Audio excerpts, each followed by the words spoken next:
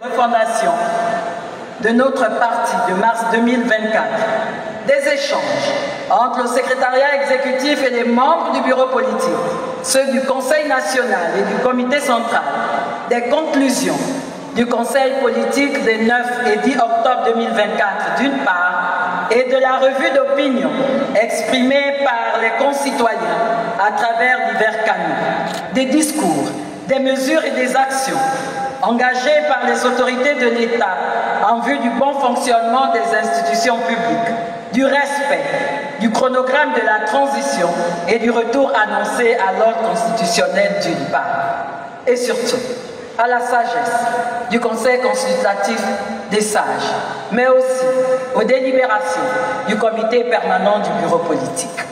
Depuis la prise de fonction des membres du directoire le 7 mars 2024, le secrétariat exécutif, dont j'ai la charge, n'a cessé de travailler pour la relance des activités du parti. Dans leur ensemble, les membres du directoire, dont je salue l'abnégation et notamment ceux du secrétariat exécutif, à la tâche et les initiatives prises n'ont ménagé, aucun effort pour y parvenir. C'est l'occasion de leur rendre un vibrant hommage. La responsabilité politique que nous assumons en cette période transitoire, sensible, nous engage à un dévouement sans limite et à la probité de tous les instants. Nous savons pouvoir compter sur chacun d'entre vous pour apporter sa pierre à l'édifice que nous construisons ensemble. Dans ce cadre, le parti a, au cours du conseil politique, duquel participe cette rentrée, réaffirmé son positionnement par rapport au pouvoir en place. La déclaration, la motion qui vont être lues tout à l'heure vous donneront des orientations dans ce sens. Ainsi disait-il, notre président fondateur, dans son petit livre vert, ni à gauche, ni à droite, mais toujours de l'avant. Je n'ai pas suffisamment entendu. Que disait notre président fondateur?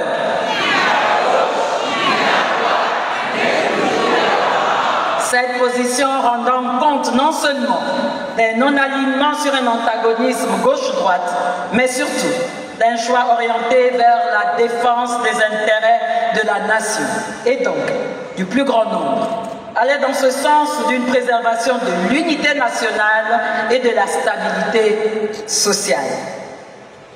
La politique est un art de rassembler. Rassembler pour être en phase avec des convictions partagées. Rassembler pour envisager de nouvelles conquêtes politiques. Rassembler pour démontrer une omniprésence congruente et conciliante sur le terrain politique national. Rassembler pour être au service du pays et de ses concitoyens.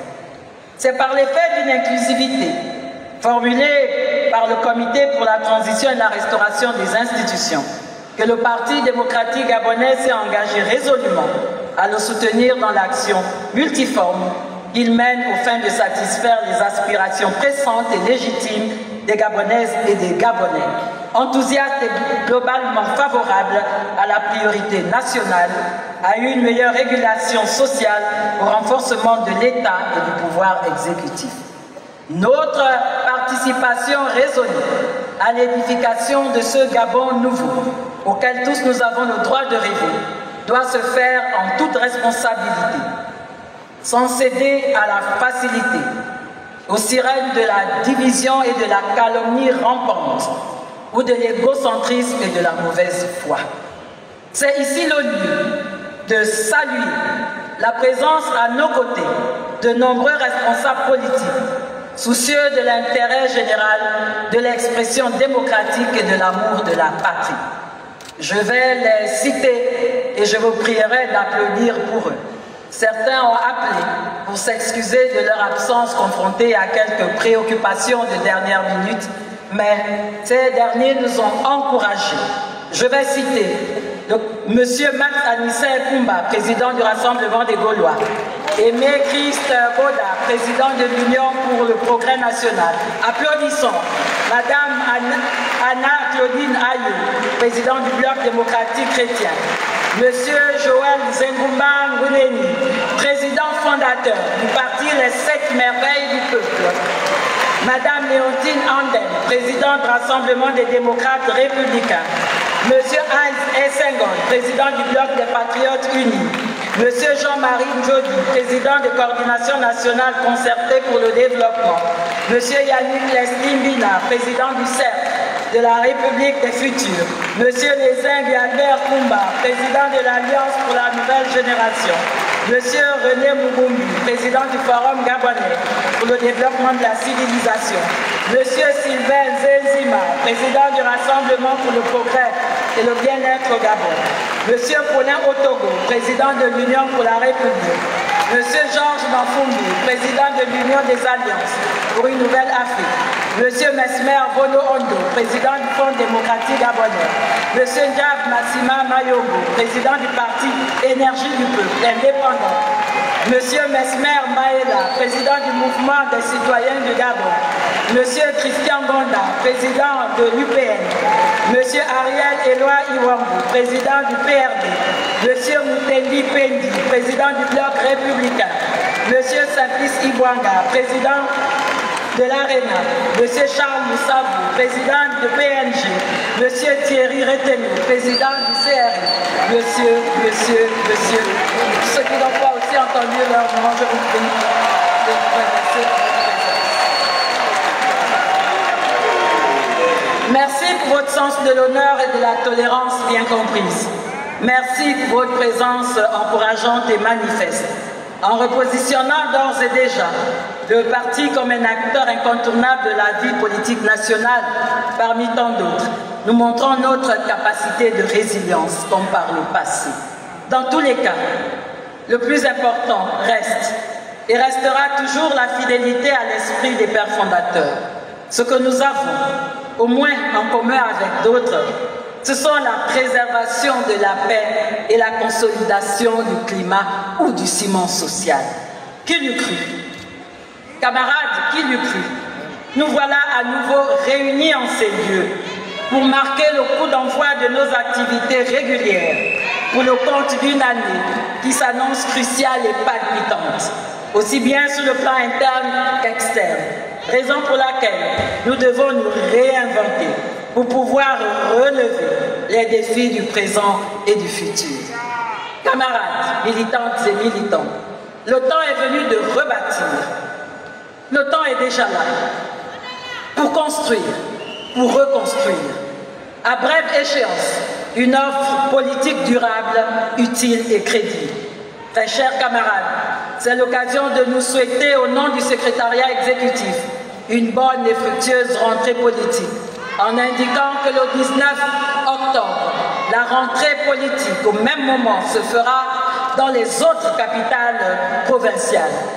Que cette rentrée nous soit des plus favorables et particulièrement utiles. Vive le Parti démocratique gabonais et que vive le Gabon. Je vous remercie.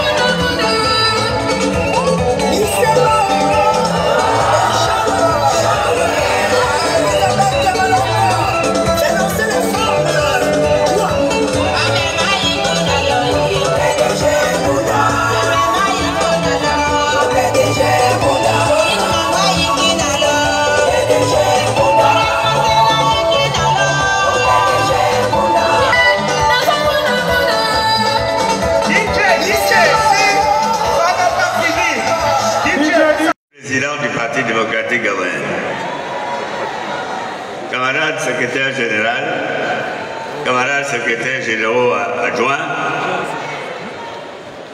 camarades membres du Conseil consultatif des sages, camarades membres du comité permanent du bureau politique, camarades membres du bureau politique, camarades membres du Conseil national, camarades membres du comité central, camarades secrétaires provinciaux, départementaux, communaux, d'arrondissement, fédéraux de section et de comité, distingués invités, en particulier les présidents et les représentants des partis politiques qui ont bien voulu répondre positivement à notre invitation de ce jour, camarades militantes, camarades militants, camarades sympathisantes et sympathisants, mesdames et messieurs des médias. J'ai écrit, je suis réellement heureux, mais tout à l'heure, la présentatrice a souhaité que nous soyons contents. Alors je change, je vais dire, je suis content d'être parmi vous.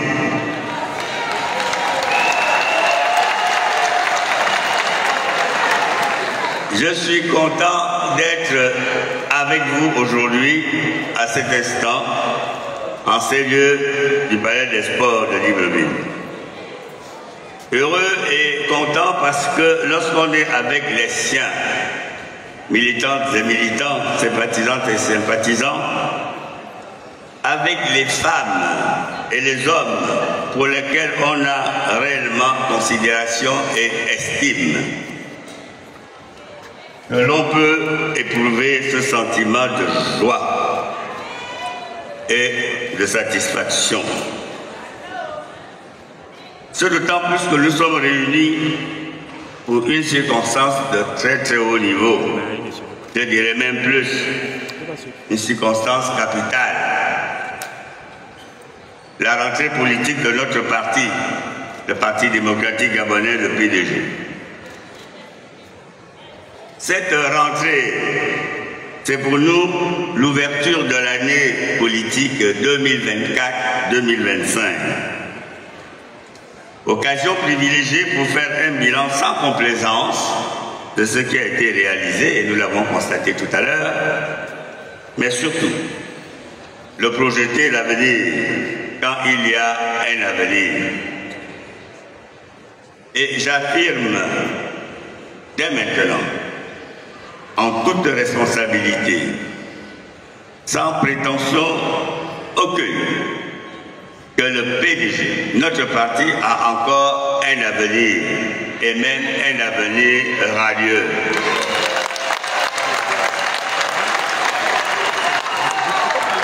En dépit des évolutions variées, propres à toute structure qui vit. Oui, le PDG vit. Mais depuis un an, de manière parfois volontaire, parfois involontaire, il vit au ralenti. C'est la raison pour laquelle nous plaçons avec conviction et détermination cette rentrée politique sur le thème de la relance, avec 3 axes de réflexion, les enseignements à tirer, les opportunités à identifier et surtout les perspectives. Il faut en effet relancer le parti, mieux, accélérer la vitesse pour atteindre les objectifs que nous nous fixons. Comme nous le savons tous, et cela a été rappelé tout à l'heure, notre parti a été créé par Albert Bernard Bongo, devenu plus tard Omar Bongo Ondimba, le 12 mars 1968, c'est-à-dire il y a plus de 56 ans, 56 ans et demi exactement. C'était en grande partie une fusion des principaux partis politiques de l'époque, le BDG de Léon Mba, l'USDG de Jean-Yves Robam, le Punga de René-Paul Souzat, et avec l'apport de personnalités politiques diverses de tout premier plan, parmi lesquelles Stanislas Ngolé, Eugène Amogo, Marcel Éloi Chambrier, Vincent de Paul Nyomba, Richard Gbambokal, Damas Aleka, Paul Ndjenjen Gounjou, Louis Bigman, Léon Mediam, Léon Auger, Émile Kasa-Mapsi, pour ne citer que ces personnalités-là.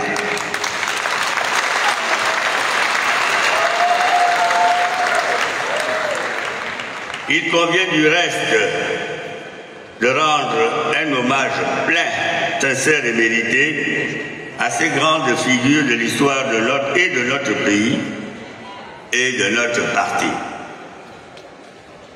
Jusqu'au 29 août 2023, le PDG a exercé le pouvoir d'État avec des réussites, mais aussi avec des insuccès. Depuis le 30 août 2023, le PDG, chacun en convient, n'est plus au pouvoir. Il vit et traverse une période particulièrement nouvelle, faite d'interrogations, de craintes, voire même de peur, d'angoisse, d'incertitude. Attitude humaine, somme toute, non compréhensible et même normale. Mais, à côté de cela, il y a aussi courage, espoir, espérance, audace. En effet, la vie politique, particulièrement, n'est pas un long fleuve tranquille. Le marin que je suis, parce que je suis de la côte, de l'estuaire, compare régulièrement la vie politique au fleuve Como qui coule à quelques distances d'ici. Un moment, la marée monte, un moment, la marée descend. Pendant quelques instants, l'eau est à l'étal.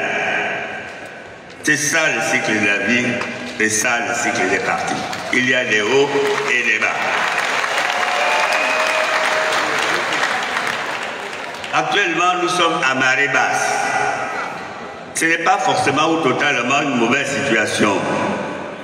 Car à marée basse, on voit plus facilement les obstacles qui se dressent. Rochers, bois, manque de boue, manque de sable.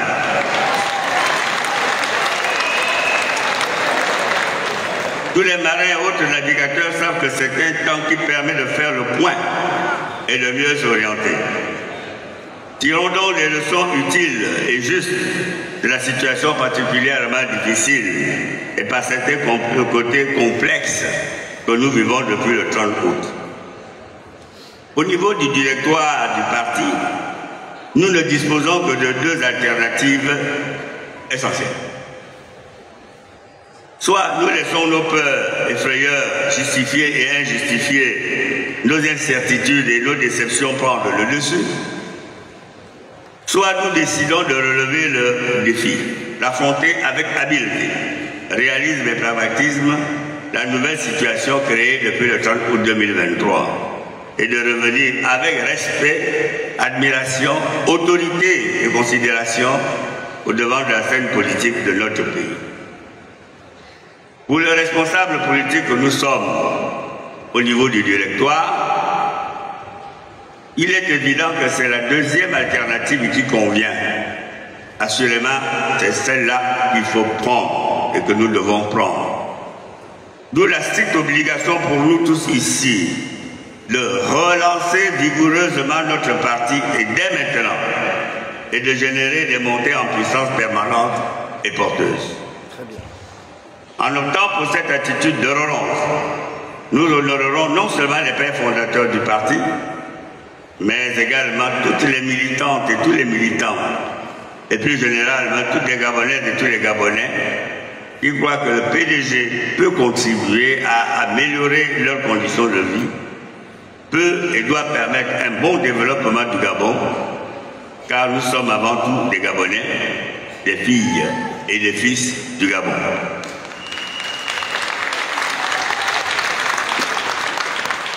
Mais comment parvenir à relancer notre parti? La réponse à cette question décisive mérite, je dirais même plus, exige des indications décisives et précises. Il faut absolument combiner plusieurs attitudes et comportements, plusieurs valeurs et dispositions d'esprit. Je privilégie les choses à visage humain, la simplicité, l'humilité, l'efficacité, le pragmatisme, la proximité avec les autres. Il faut travailler sans relâche, avec réalisme, tout en innovant.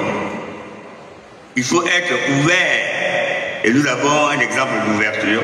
C'est notre rentrée politique, mais nous avons invité des formations politiques qui ne s'opposent pas à nous. Très bien.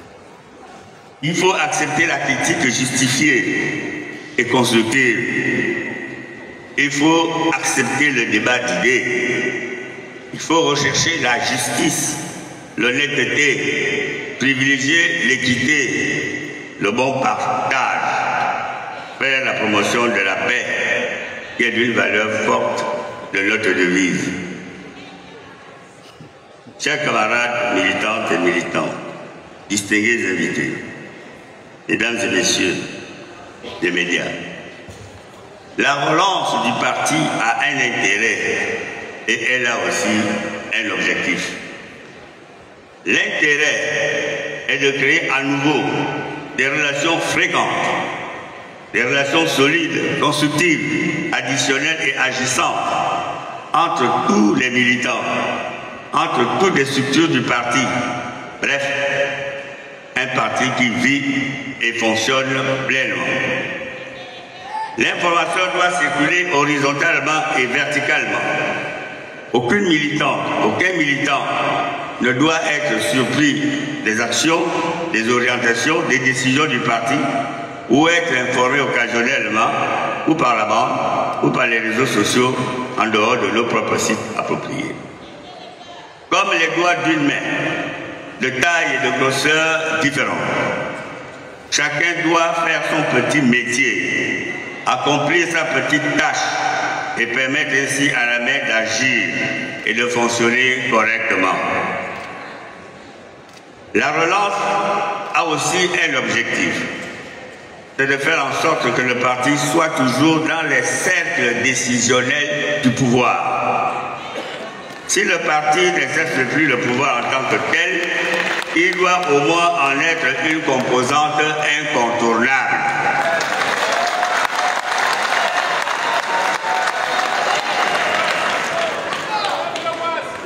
Pour cela, il faut peser lourd. Peser lourd en politique suppose que l'on dispose d'éléments, d'atouts majeurs dont il faut naturellement tenir compte en toutes circonstances. Et les meilleurs atouts, ce sont les victoires aux élections qui nous permettent d'avoir des élus, qui permettent au parti d'avoir des élus, députés, sénateurs, conseillers municipaux et départementaux, en plus des positionnements forts dans l'exécutif, dans la haute administration, dans les institutions constitutionnelles et républicaines, dans les entreprises parapubliques et publiques, dans le secteur privé. Pour parvenir à cette situation heureuse, enviable, d'être une composante essentielle dans le paysage politique national, il faut aussi adopter des méthodes de travail qui instaurent cohésion, complémentarité, esprit d'équipe, discipline. Parlant de cohésion et de discipline, par exemple, toutes les actions et activités initiées par tout militant, si heureuses et porteuses soient-elles, doivent absolument revêtir au moins l'accord du parti, sinon son soutien les plus simples actions ou manifestations aux actions plus élaborées. Ces derniers temps, nous avons constaté, pour le déplorer, que plusieurs militantes et militants, parfois de niveaux très élevés, œuvrent et s'activent dans des structures appelées associations.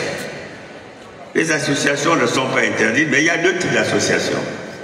Il y a les associations sociales, dans de quartiers, associations de tel village, de tel quartier, de tel canton, de développement, régies par la loi 35/62. Et il y a les associations politiques, à caractère politique, qui sont en réalité des partis politiques. Il n'est pas bon qu'un militant ou qu'un responsable du parti figure parmi les effectifs d'une association politique qui, le moment venu, peut être amenée, elle aussi, à présenter des candidats contre le parti. Nous n'avons pas deux corps, nous n'avons qu'un seul. Nous ne pouvons pas appartenir à des structures différentes en même temps. il y a un choix à faire, ou on est dans l'association politique, ou on est dans le parti politique, le PDG. Pour le référendum qui avance, pour la campagne qui vient, le PDG sera sur le terrain et va mobiliser ses groupes, parmi lesquels nous avons une représentation ici.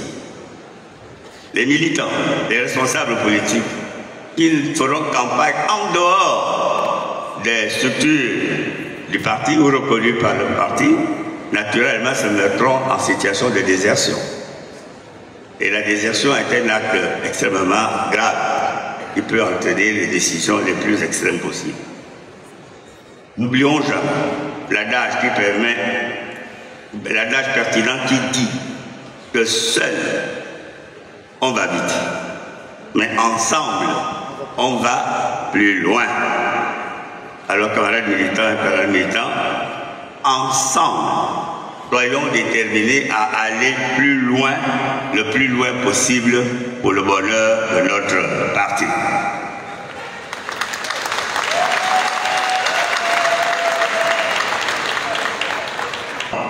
Dans tous les domaines, dans tous les compartiments, dans tous les secteurs de la vie publique nationale de notre cher pays, le Gabon, se tient à un moment particulier. Pendant l'année 2024-2025 qui commence aujourd'hui, plusieurs grands événements auront lieu, aussi bien au niveau national qu'au niveau du parti. Des moments réellement décisifs.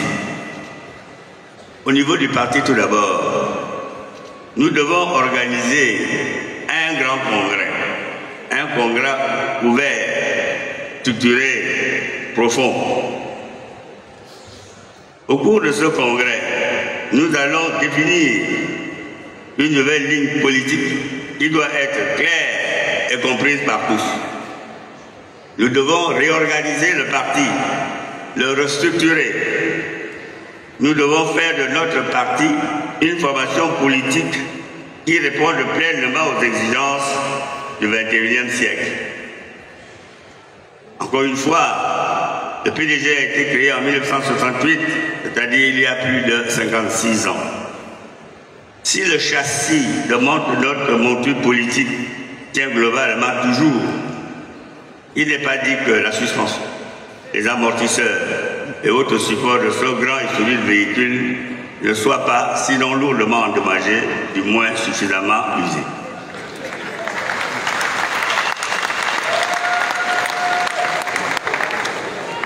Des adaptations, des réaménagements utiles sont objectivement à prévoir. Préparons donc ensemble et sérieusement ce congrès dont les conclusions vont commander la marche du parti pendant les 5 prochaines années. Au niveau de l'État et de la nation, 2 importants rendez-vous sont prévus.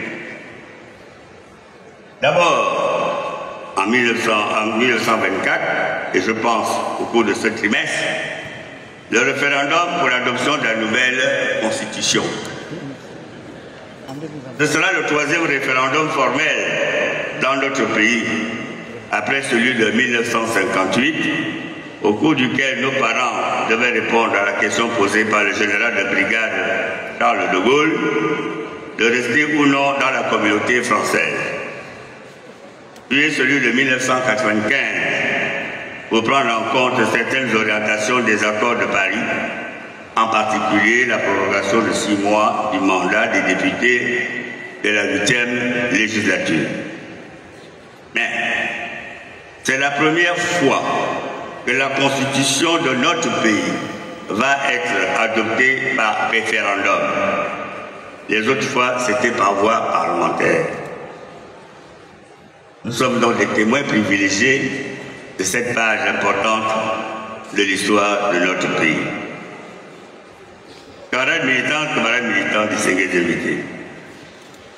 Il y a 2 semaines, du 12 au 22 septembre 2024, une cinquantaine de militantes et de militants qui sont soit députés, soit parlementaires de la transition, ont pris part à la l'Assemblée constituante qui a travaillé sur la Constitution. Bien sûr, il n'y a plus de groupe parlementaire ni à l'Assemblée ni au Sénat. Les députés, les parlementaires étiquetés PDG ont pris une part active, visible, audible et dans la majorité des cas décisive pendant les débats lors de l'Assemblée constituante qui a été présidée par l'un des nôtres, le président Jean-François Ndongo, assis ici et que je vous demande d'applaudir.